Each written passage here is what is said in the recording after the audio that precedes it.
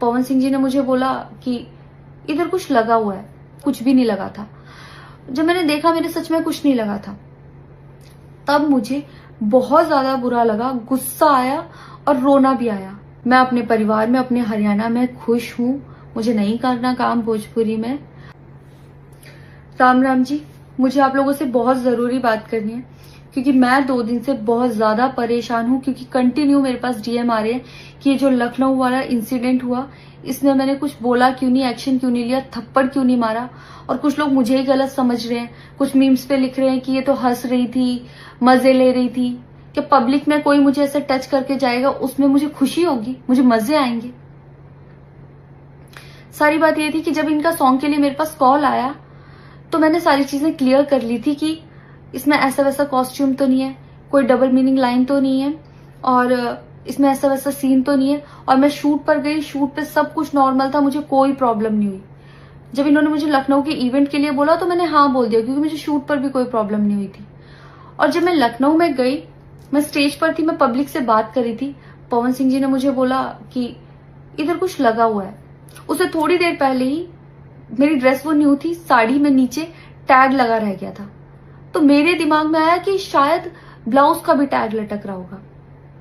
मैं हंसकर उस चीज को दबा रही थी कि अगर मेरा टैग लगा भी है तो वो चीज जिस टाइम मैं पब्लिक से माइक में बात कर रही हूँ उस टाइम ना बोल के साइड में भी बोली जा सकती है।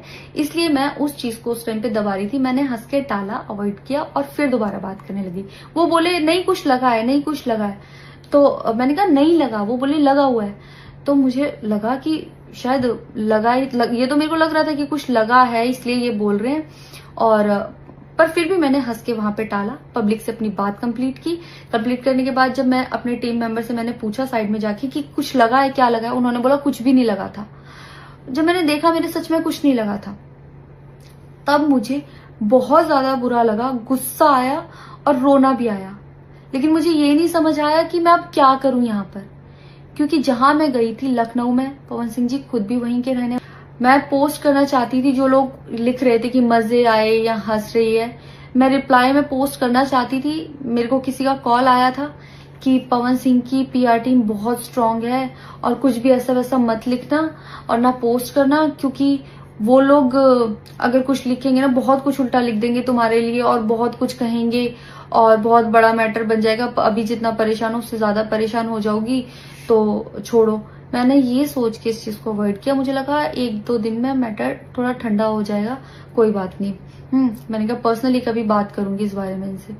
लेकिन बढ़ता जा रहा है। ऊपर से ना उनकी तरफ से कोई रिप्लाई मिला और मुझे नहीं पता कि ऐसे में मुझे क्या करना चाहिए था और क्या करना चाहिए। आप लोग मुझे बताओ, मुझे ऐसे में क्या करना चाहिए। मैं बिल्कुल भी सपोर्ट नहीं करती कि हाँ ये चीज नॉर्मल है या इसको नॉर्मल समझूं। किसी भी लड़की को उसके बिना परमिशन के टच करना ही पहली बात बहुत गलत है, और फिर इस तरीके से टच करना तो हद से ज्यादा गलत है। यही सेम चीज अगर हरियाणा में हुई होती ना, तो मुझे जवाब देने की जरूरत नहीं पड़ती। यहाँ की पब्लिक अपने आप जवाब दे देती, यहाँ की ऑडियंस फुल सपोर्ट करती और जवाब देती। लेकिन मैं उनकी जगह पर थी, वो यहाँ पे नहीं थे। इससे मुझे ये लेसन मिला है कि मैं भोजपुरी इंडस्ट्री में अब काम नहीं करूंगी।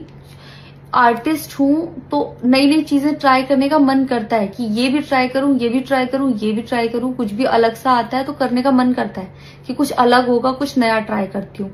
और वो भी पवन सिंह जैसे सीनियर आर्टिस्ट के साथ कोलैबोरेशन थी तो हुआ कि हाँ कर लेती हूँ। होता है, अगर वो भी नहीं होते तब भी अगर कोई मेरे पास मराठी का भी प्रोजेक्ट आता तो मैं सोचती कि हाँ कुछ चेंज होगा, कुछ नया सीखने को मिलेगा, ट्राई करती हूँ। पर ये भोजपुरी में काम करने के मेरे साइड इफेक्ट थे जो मेरे साथ हुए। मैं अपने परिवार में, अपने हरियाणा में खुश हूं। मुझे नहीं करना काम भोजपुरी में। पर आप लोग मुझे जरूर बताना कि इस सिचुएशन में अगर आप होते और आप वहां पर होते तो आप उस टाइम पर क्या करते और मेरी गलती कहाँ है। जय श्री राम।